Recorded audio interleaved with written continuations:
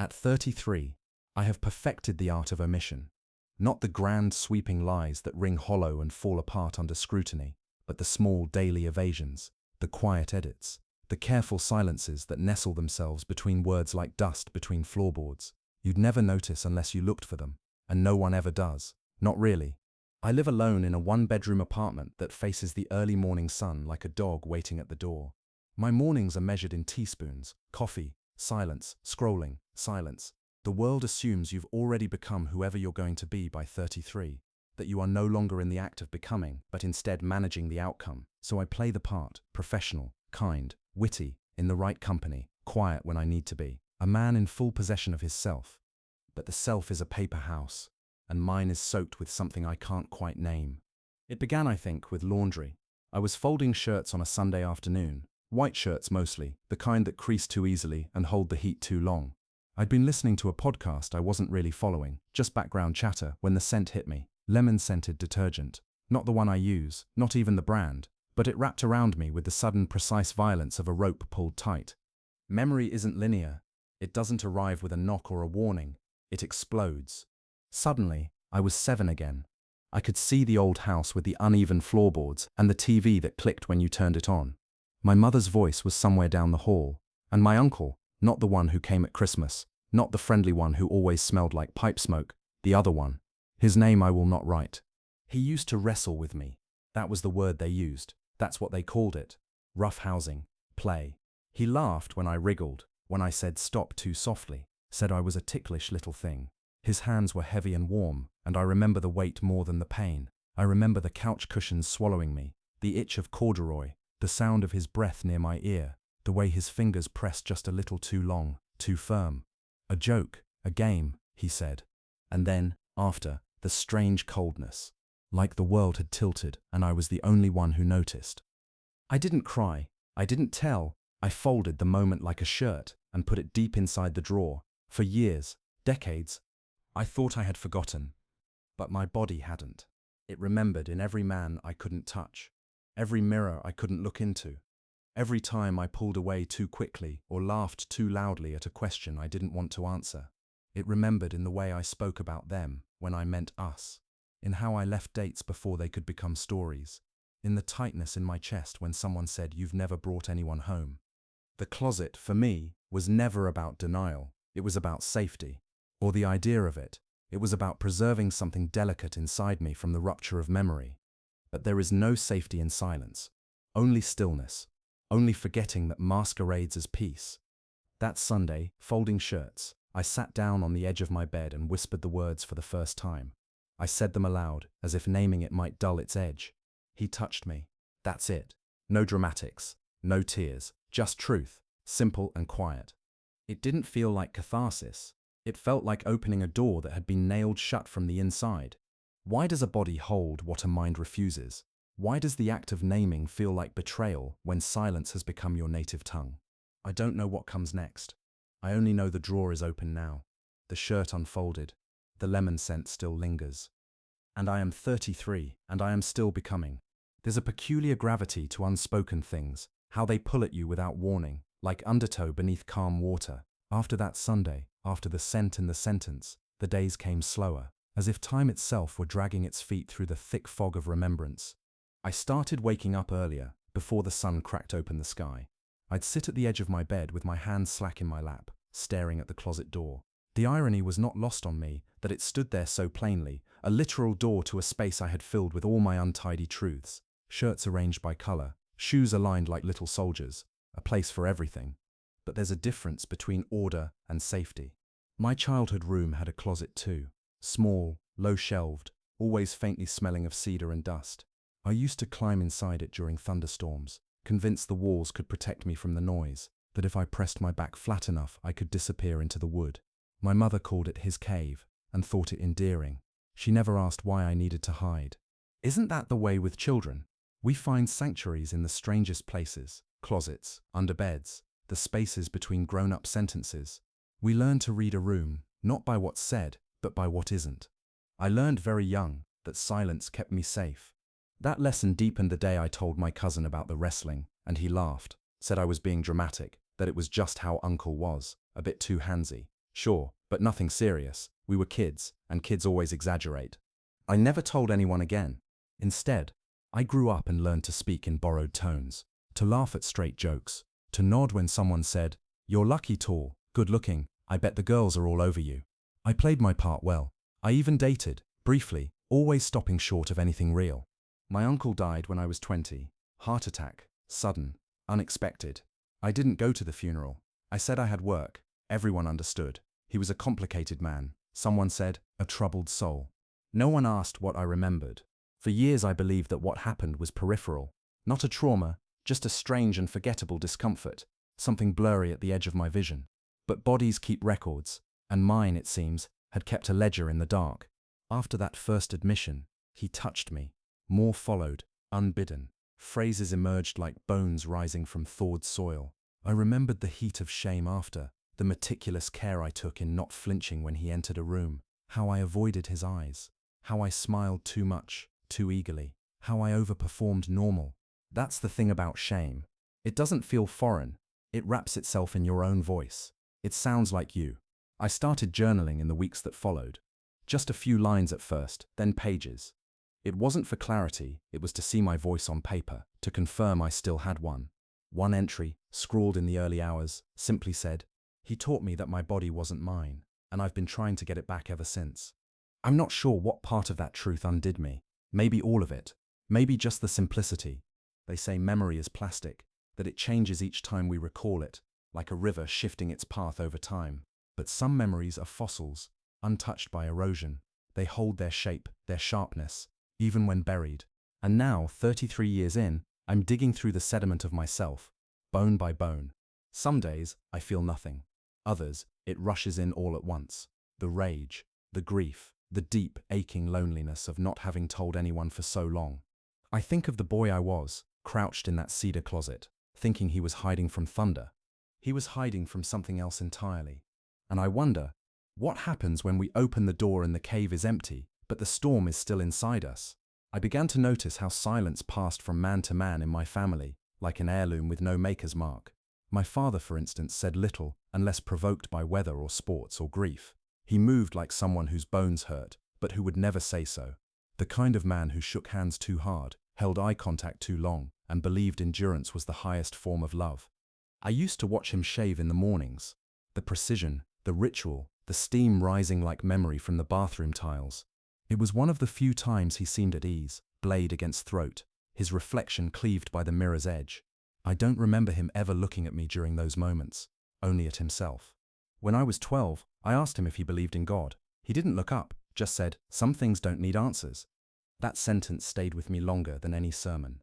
Now, at 33, I understand it wasn't a dismissal, it was a blueprint, a way of surviving what couldn't be spoken. He had his own ghosts, I think. Different rooms, different doors, but the same architecture of forgetting. And my mother, she was soft but not unbreakable. I remember her humming when she folded laundry, same lemon scent, same long fingers smoothing the fabric. She never asked where the bruises came from when I said I fell. Maybe she did ask, and I answered too quickly. Maybe she knew and buried it in the same quiet drawer I had. We don't mean to inherit shame, but we do. It doesn't arrive like money or furniture or old recipes. It arrives in glances, in silences, in the way love is rationed, in how hugs linger just long enough to be polite, and how "I love you" is reserved for birthdays, if at all. I used to think my queerness was the wound, but now I wonder if it was the bandage, the way I wrapped myself tight so nothing else could leak out.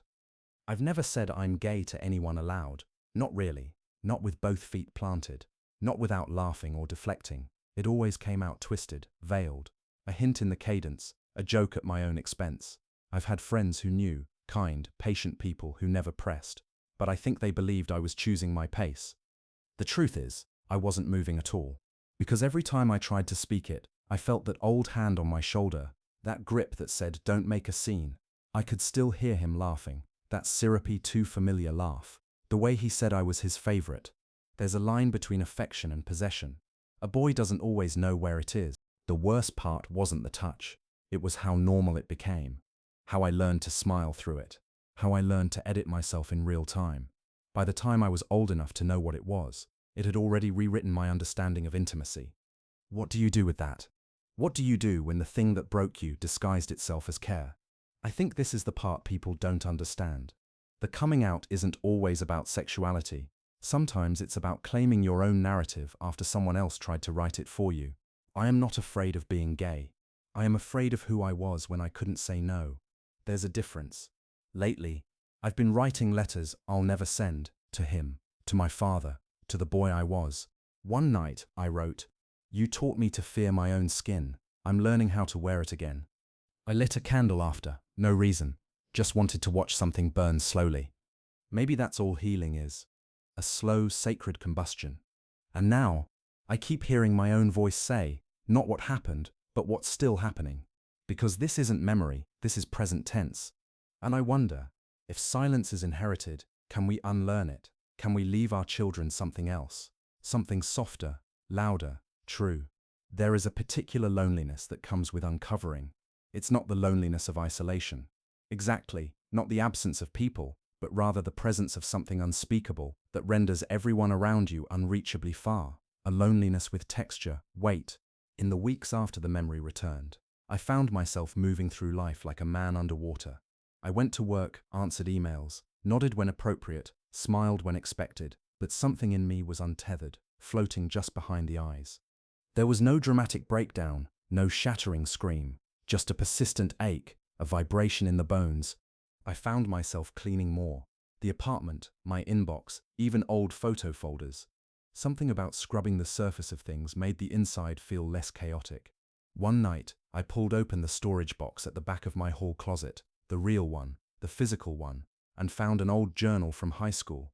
I flipped through it, half expecting blank pages, but there it was, ink in my crooked teenage scrawl, songs I'd written, quotes from movies I didn't remember liking, and between two pages, folded and nearly translucent from age, a piece of loose-leaf paper. I wish I was a different kind of boy. No date, no context, just that. And I remembered writing it. I remembered the hush of midnight, the desk lamp's hum, the quiet tremble of realization not yet given language. I didn't mean gay, not exactly. I meant soft, I meant scared, I meant touched, I meant marked. That paper, thin and forgotten, felt like the first honest thing I had ever said. I sat on the floor for a long time after that, the box open beside me, that line echoing like a hymn in a cathedral. I wish I was a different kind of boy. But what kind of boy was I? The kind who didn't tell, who absorbed, who flinched but smiled, who grew into a man adept at avoidance. I've read about trauma like it's a subject to be studied, like learning enough will inoculate me against its reach. I know the terms repression, freeze response, dissociation. I can map the theory, but none of it prepares you for the quiet violence of remembering something you've lived with all your life and only now understand.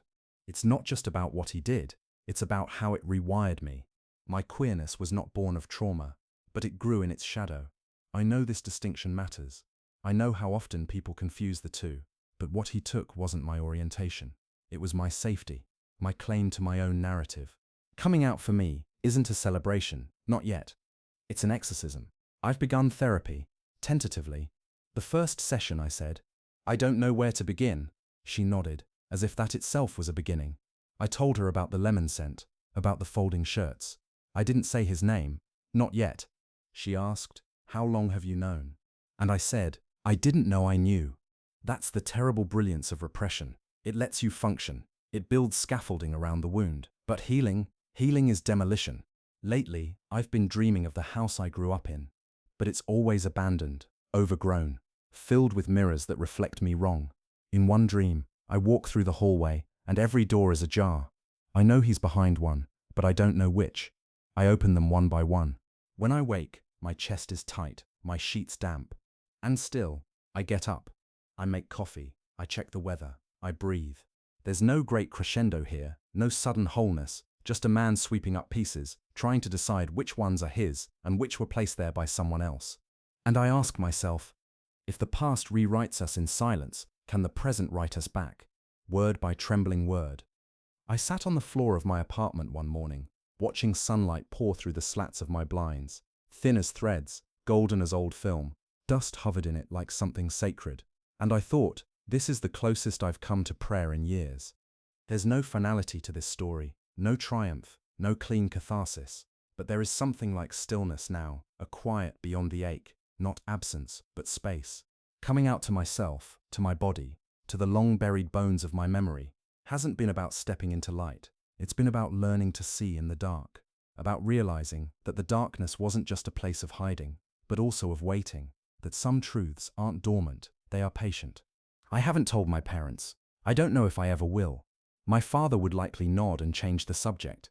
My mother would cry, not because of me, but for the version of me she'd held on to. The good son, the undamaged one. But maybe that's not fair. Maybe they too have their own closets. Maybe their silence was survival, just as mine was. I told my best friend last week. The words came out like a thread snapping, sudden, irreversible. He didn't flinch, just said, "Thank you for telling me." And that simple sentence held me like nothing else had.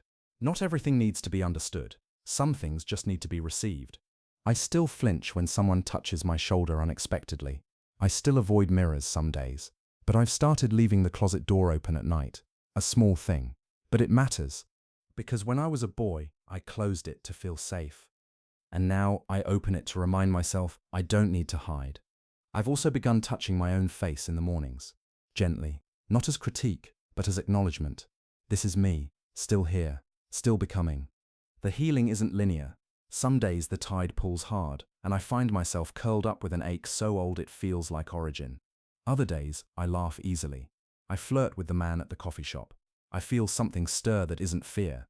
And I write. I write to map the parts of me that were lost in translation. I write because language was once used to erase me, to make me doubt, diminish, disappear, and now I use it to return. Not to who I was, but to who I've always been, beneath the edits. Sometimes I imagine meeting the boy I was. Not to save him, but to sit beside him, to say, "I see you, I believe you, I'm sorry it took so long." Because healing, I've learned, isn't about rewinding. It's about reclaiming, about finding the thread of your story where someone else tried to knot it into silence. And so I hold that thread now, trembling but firm. The closet remains, both metaphor and memory, but it no longer contains me. Now, it's just wood and hinges. Now I breathe. And somewhere between the folds of sunlight and the pages of old journals, I begin to wonder not who I might have been without the silence, but who I can still become with it finally broken. What becomes of us after the telling? What light do we let in when we stop guarding the keyhole?